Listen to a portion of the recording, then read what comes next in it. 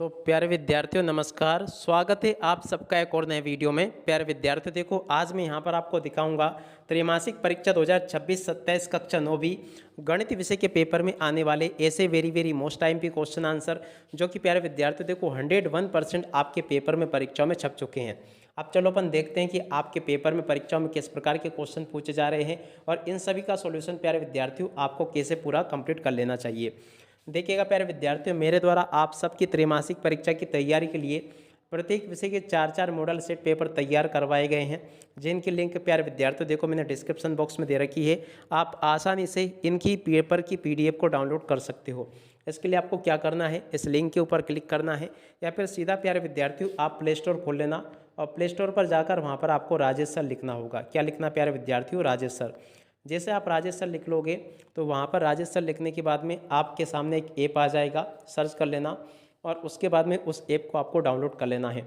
जैसे प्यारे विद्यार्थियों आप उस ऐप को डाउनलोड कर लोगे तो ऐप डाउनलोड होने के बाद में फिर वहाँ पर आपको साइन अप बटन के ऊपर क्लिक करके आपको अपने आईडी पासवर्ड बना लेना है।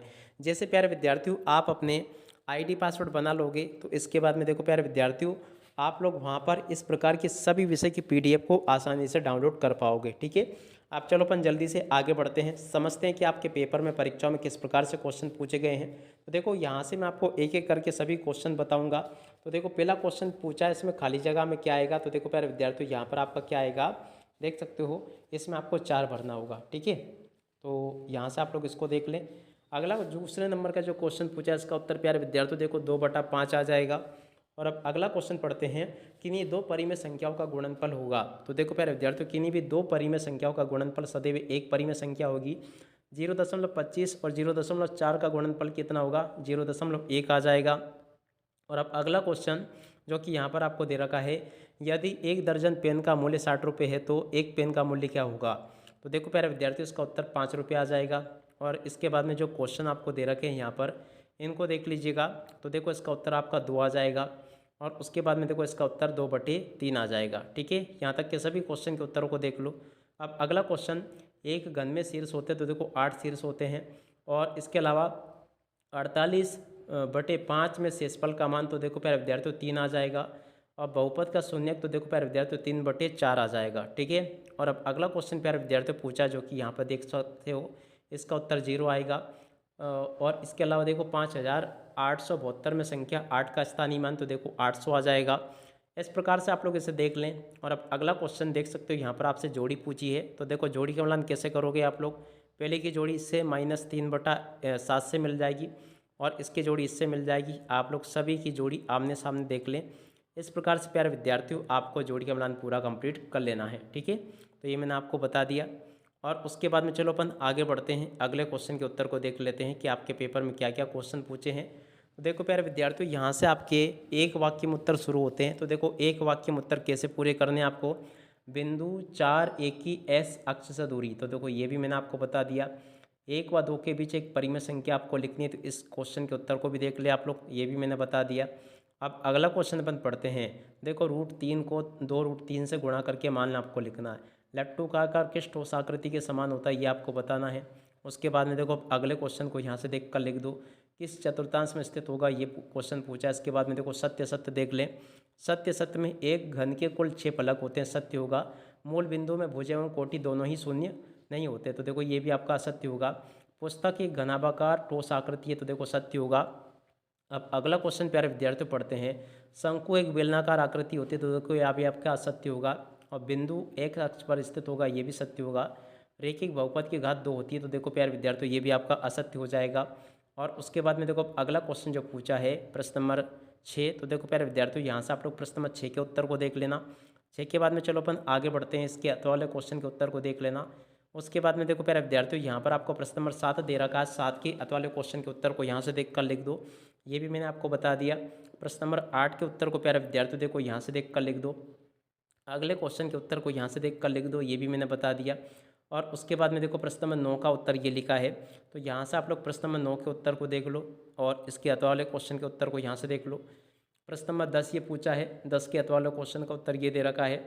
प्रश्न नंबर 11 ये पूछा है, 11 के अथवा वाले क्वेश्चन का उत्तर ये दे रखा है। प्रश्न नंबर 12 ये पूछा गया है, इस प्रकार से प्यारे विद्यार्थियों आप लोग सभी के सभी क्वेश्चन और उन क्वेश्चन के उत्तर को देखकर लिख दो, एक भी क्वेश्चन का उत्तर आपका यहाँ से मिस नहीं होगा, ठीक है।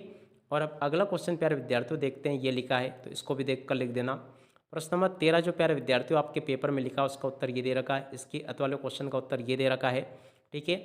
उसके बाद में देखो प्यारे विद्यार्थियों प्रश्न नंबर 14 जो पूछा गया आपके पेपर में, प्रश्न नंबर 14 के क्वेश्चन का उत्तर यहाँ से देख कर लिख दो और 14 के अत वाले क्वेश्चन का उत्तर यहाँ से देख कर लिख दो, ठीक है। प्रश्न नंबर 15 के उत्तर को यहाँ से देख कर लिख देना, 15 के अत वाले क्वेश्चन के उत्तर को यहाँ से देख लो। और प्रश्न नंबर 16 जो प्यारे विद्यार्थियों आपके पेपर में पूछा उसका उत्तर ये लिखा है और 16 के अत वाले क्वेश्चन के उत्तर को यहाँ से देख कर लिख दो, ठीक है। इस प्रकार से देख सकते हो प्यारे विद्यार्थियों मेरे द्वारा आपको सभी के सभी क्वेश्चन और उन क्वेश्चन के आंसर बता दिए गए हैं।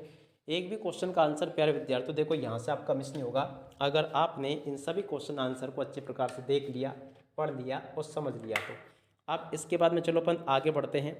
अगला क्या क्वेश्चन है, तो देखो यहाँ पर आपके पेपर में क्वेश्चन दे रखा है, अपने आसपास स्थित कोई 4 चतुर्भुजाकार वस्तुओं के नाम आपको बताने हैं, ठीक है। अगला क्वेश्चन, कोई 4 वृत्ताकार वस्तुओं के नाम आपको बताने हैं। उसके बाद में देखो सेट स्क्वायर की सहायता से 60 डिग्री कोण की रचना आपको करनी है, ठीक है।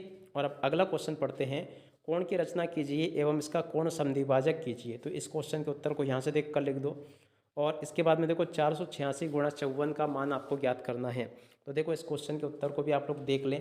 और अब अगला क्वेश्चन प्यारे विद्यार्थियों पढ़ते हैं, क्या दे रखा है यहाँ पर जो क्वेश्चन लिखा है, देखो 24 कलमे की कीमत 240 रुपये है, 5 कलमों की कीमत कितनी होगी। और उसके बाद में देखो अगला क्वेश्चन ये पूछा है, इसको भी आप लोग देख लें और पूरा का पूरा हल कर लेना। 101% आपके पेपर में जो जो क्वेश्चन परीक्षाओं में पूछे जाएंगे ना, ठीक इसी प्रकार से क्वेश्चन आपके पेपर में परीक्षाओं में आपको देखने को मिलेंगे। तो जल्दी से आप लोग यहाँ से इन सभी प्रश्नों के उत्तर को देख लें और पूरा समझ लें। उसके बाद में देखो अगला क्वेश्चन ये पूछा है, तो इसको भी आप लोग देख लीजिएगा। माइकल ने एक तस्वीर में रंग भरने का कार्य, तो देखो इस क्वेश्चन के उत्तर को भी आप लोग देख लें और पूरा का पूरा इसको हल कर लें। 101% आपके पेपर में आने वाले क्वेश्चन मेरे द्वारा यहाँ से आपको बताए जा रहे हैं।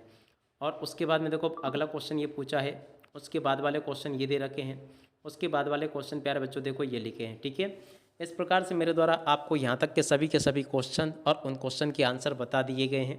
तो आप लोग इन सभी क्वेश्चन के आंसर को अच्छे से तैयार करते चले बराबर, ताकि आप सब लोग अपनी परीक्षा के पेपर में इनको लिख कर आ सके।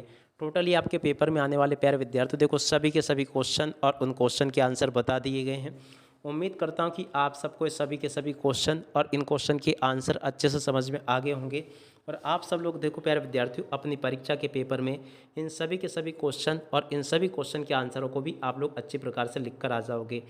और अगर प्यारे विद्यार्थियों आप लोग अपने समस्त विषय के पेपर के PDF को प्राप्त करना चाहते हो तो लिंक डिस्क्रिप्शन बॉक्स में दे रखी है, उसके ऊपर क्लिक करके प्यारे विद्यार्थियों देखो आप लोग समस्त विषय के पेपर की PDF को आसानी से डाउनलोड कर सकते हो।